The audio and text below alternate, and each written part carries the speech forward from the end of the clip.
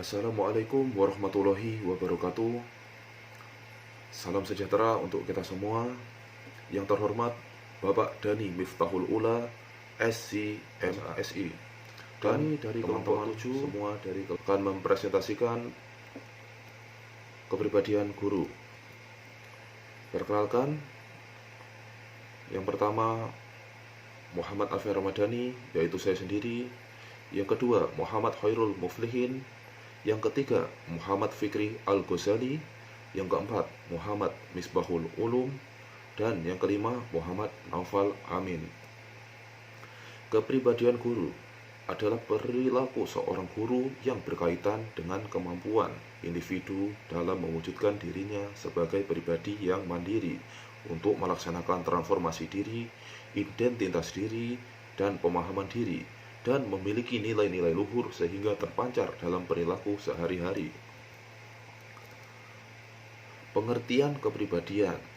Menurut asal katanya, kepribadian atau personality berasal dari bahasa Latin, yaitu personare, yang berarti mengeluarkan suara. Istilah ini digunakan untuk menunjukkan suara dari percakapan seorang pemain sandiwara melalui topeng yang dipakainya. Pada mulanya, istilah persona berarti topeng yang dipakai oleh pemain sandiwara, di mana suara pemain sandiwara itu diproyeksikan. Kemudian kata persona itu berarti pemain sandiwara itu sendiri. Istilah personality terutama menunjukkan suatu organisasi atau susunan daripada sifat-sifat dan aspek-aspek tingkah laku lainnya yang saling berhubungan di dalam suatu individu. Sifat-sifat dan aspek-aspek ini bersifat psikofisik yang menyebabkan individu berbuat dan bertindak seperti apa yang dia lakukan, dan menunjukkan adanya ciri-ciri khas yang membedakan individu itu dengan individu yang lain, termasuk di dalamnya sikapnya, kepercayaannya, nilai-nilai dan cita-citanya, pengetahuan dan keterampilannya, macam-macam cara gerak tubuhnya, dan sebagainya. Assalamualaikum warahmatullahi wabarakatuh. Saya Muhammad Khairul Muflihin dari kelas pendidikan sejarah dan sosiologi. Saya dari kelompok 7 akan menyampaikan tentang pengertian kepribadian menurut para ahli berbeda-beda. Sesuai dengan sudut pandang ahli yang bersangkutan, banyak ahli yang telah merumuskan definisi kepribadian berdasarkan paradigma yang mereka yakini dan fokus analisis. Dari teori yang mereka kembangkan, dengan demikian ahli yang merumuskannya dijumpai banyak variasi.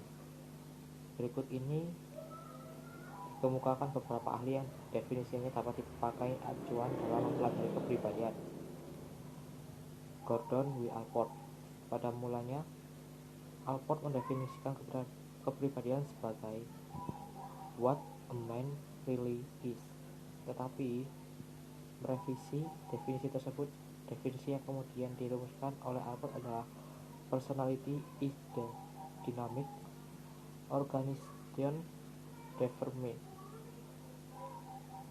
within the individual of these physical psychical system that determine his unique adjustment to his environment. Pendapat Allport di atas bila diterjemahkan menjadi kepribadian adalah organisasi dinamis dalam individu sebagai sistem psikofisis yang menentukan caranya yang khas dan dalam menyesuaikan diri terhadap lingkungan. Yang berikutnya adalah Kretz dan Richard S. Krutzel 1969 dalam buku yang berjudul Element of Psychology merumuskan definisi kepribadian sebagai berikut.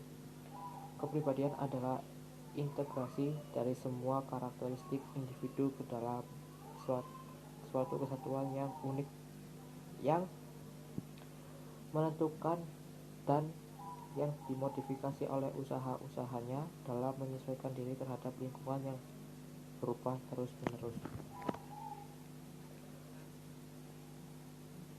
Baik, saya lanjutkan. Berdasarkan pengertian kepribadian menurut para ahli di atas, dapat disimpulkan pokok-pokok pengertian sebagai berikut. Yang pertama, kepribadian merupakan kesatuan yang kompleks, yang terdiri dari aspek psikis seperti inteligensi, sifat, sikap, minat, dan cita-cita, dan sebagainya, serta aspek fisik seperti bentuk tubuh, kesehatan jasmani, dan sebagainya. Yang kedua, kesatuan dari kedua aspek tersebut berinteraksi dengan lingkungannya yang mengalami perubahan secara terus-menerus dan terwujudnya pola tingkah laku yang khas dan unik. Dan yang ketiga, kepribadian bersifat dinamis, artinya selalu mengalami perubahan, tetapi dalam perubahan tersebut terdapat pola-pola yang bersifat tetap. Dan yang terakhir adalah kepribadian terwujud berkenaan dengan tujuan yang ingin dicapai oleh individu. Terima kasih. Saya akan melanjutkan materi atau pembahasan dari presentator sebelumnya. Jadi setelah tadi membahas kepribadian secara umum, saya akan membahas guru. Siapa sih sebenarnya guru itu? Apa sih peran guru dalam kehidupan sehari-hari? Jadi itu, guru adalah sumber utama, sumber ilmu dari para muridnya. Seseorang dikatakan terpelajar jika dia itu belajar pada seseorang. Artinya, seseorang dapat menguasai satu bidang pengetahuan, itu butuh seorang pengajar. Nah, di sanalah peran penting guru di kehidupan sehari-hari.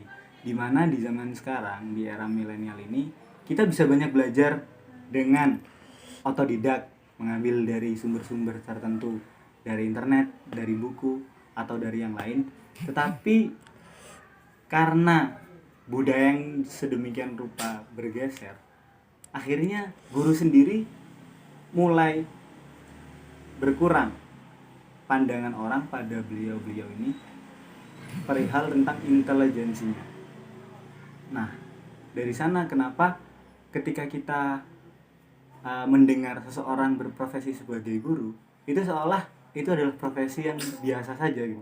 Padahal guru sendiri adalah dasar seseorang untuk bisa mencapai profesi yang dia inginkan.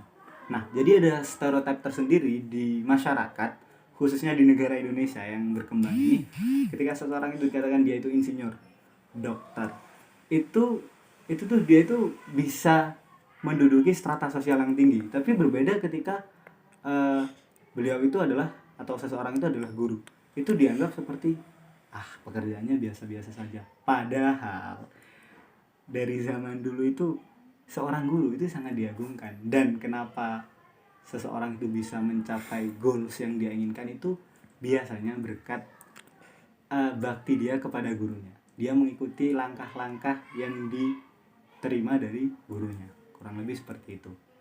Nah, kemudian saya melanjutkan pada slide berikutnya. Di PPT itu kepribadian menurut ulama Islam. Jadi itu sebenarnya bukan menurut ulama Islam ya di sini. Di sini kami hanya mengutip dari Imam Al-Ghazali, salah satu intelektual muslim pada zamannya. Nah, menurut Imam Al-Ghazali itu ada 5 kepribadian yang dimiliki oleh guru. Yang pertama, kasih sayang terhadap peserta didik. Nah, kasih sayang terhadap peserta didik itu harus dimiliki oleh setiap guru. Kenapa? Karena biasanya guru itu hanya menjalankan apa yang dia tugaskan, apa yang ditugaskan kepadanya. Misal di beberapa sekolah sekarang, jadi guru masuk kelas hanya pada anak-anak sekarang ada tugas, anak-anak saya menjelaskan materi ini, tapi tidak ada keterikatan batin antara murid dan gurunya. Jadi perlakuan guru terhadap murid itu sebagai guru profesi dan murid adalah objek dari profesinya. Nah, itu adalah hal yang buruk dari seorang guru. Maksudnya hal yang buruk jika itu dimiliki oleh seorang guru. Yang kedua adalah peneladanan pribadi Rasulullah. Nah, ini mungkin lebih ke orang-orang yang muslim. Artinya apa? Rasulullah dalam memberikan ilmu kepada sahabat-sahabat itu penuh adab, penuh etika, dan juga beliau itu mengerti pada orang yang bertanya atau orang yang diberi ilmu. Jadi beliau itu fleksibel ketika menghadapi murid seperti itu. Nah, yang ketiga bersifat objektif. Nah, objektif itu seperti apa? Objektif itu berdasarkan penilaian yang ada gitu, yang dihasilkan dari si murid. Misal seorang murid itu dia itu kurang menguasai di bidang A. Nah, karena guru ini punya rasa simpati pada murid itu, kemudian guru ini mengamini saja apa yang dilakukan oleh murid itu, padahal hal itu salah. Nah, di sini sikap objektif yang harus dimiliki oleh guru. Jadi guru tetap harus menegur dia. Nah, kamu seperti ini salah, nak, karena yang benar seperti ini, seperti itu.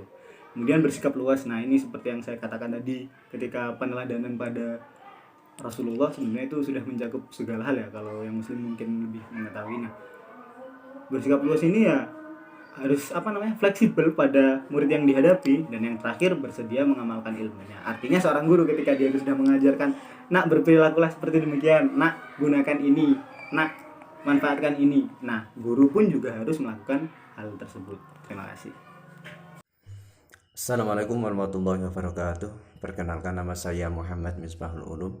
Di sini saya akan melanjutkan presentator sebelumnya tentang kepribadian guru. Dalam Undang-Undang Nomor 14 Tahun 2005 tentang guru dan dosen, dijelaskan bahwa guru adalah pendidik profesional dengan tugas utama mendidik, mengajar, membimbing, mengarahkan, melatih, menilai, dan mengevaluasi peserta didik pada pendidikan dasar dan pendidikan menengah pada bab 1 pasal 1. Selanjutnya, guru dalam pendidikan merupakan unsur yang penting, atau istilahnya no teacher atau no education, menurut pendapat dari Ho Chi Minh. Posisi dan kedudukan guru dapat dilihat dalam berbagai dimensi, yaitu guru sebagai pribadi, guru dalam keluarga, guru di sekolah, guru sebagai anggota masyarakat dan warga negara, serta guru sebagai hamba Allah SWT. Dalam pandangan Islam, menurut Ahmad Tafsir, sama dengan teori barat bahwa pendidik dalam Islam ialah siapa saja yang bertanggung jawab terhadap perkembangan anak didik. Seorang guru di masa sekarang bukan hanya sebagai pengajar atau al-mu'alim, melainkan juga sebagai pendidik atau al-murabbi, pemikir dan penemu atau ulil absar, peneliti terhadap ayat-ayat kuliah yang ada dalam Al-Quran, dan peringatan dan tausiah atau ahli dzikir, pengawal moral spiritual atau al-muzaki, mampu memberikan makna terhadap berbagai fenomena yang terjadi atau ar-rasikhun fil ilmi, pengawal bagi terbentuknya masyarakat madani atau al-mu'adib, memiliki kecerdasan yang tinggi atau ulul absar dan ulil nuha, pengembang ilmu pengetahuan atau al-mudarris, pembina mental spiritual yang handal atau al-mursyid, fasilitator, komunikator, dan tutor atau al-ustaz, pemberi penjelasan terhadap berbagai perkembangan masyarakat atau al-mubayyin, dan sebagainya. Perkenalkan, nama saya Muhammad Noval Amin. Saya dari Prodi Pendidikan Sejarah dan Sosiologi kelas A. Saya akan menjelaskan tentang kepribadian yang harus dimiliki seorang guru, yaitu 1. Kemantapan dan integritas pribadi. Yang kedua, peka terhadap perubahan dan pembaruan. Yang ketiga, berpikir alternatif, yaitu mencari jalan lain untuk mengatasi problem yang dihadapi siswanya. Yang keempat, adil, jujur, dan objektif. Yang kelima, berdisiplin dalam menjalankan tugas. Yang keenam, tekun bekerja. Yang ketujuh, berusaha memperoleh hasil kerja yang sebaik-baiknya. Yang kedelapan, simpatik dan menarik, luas, bijaksana, dan sederhana dalam bertindak. 9. Bersifat terbuka, tidak pernah bohong, selalu berkata sejujurnya, ramah, tidak terlalu tertutup, dan berbau dengan karyawan yang lain. Dengan begitu kita dapat ilmu atau pengetahuan yang luas. Yang terakhir yaitu kreatif, kemampuan seseorang guru untuk melahirkan sesuatu yang baru maupun mengembangkan hal-hal yang sudah ada untuk memberikan sejumlah pengetahuan kepada anak didik di sekolahnya. Kesimpulannya adalah guru adalah pendidik dan pengajar pada pendidikan anak usia dini, jalur sekolah atau pendidikan formal, pendidikan dasar dan pendidikan menengah, dengan tugas utamanya mendidik, mengajar, membimbing, mengarahkan, melatih, dan mengevaluasi peserta didik. Kepribadian adalah seluruh sikap, perasaan, ekspresi, dan temperamen seseorang hanya dapat diketahui lewat penampilan, tindakan, atau ucapan ketika menghadapi suatu masalah. Demikian presentasi dari kelompok kami. Apabila ada kesalahan, kami mohon maaf yang sebesar-besarnya. Saya akhiri, wassalamualaikum warahmatullahi wabarakatuh.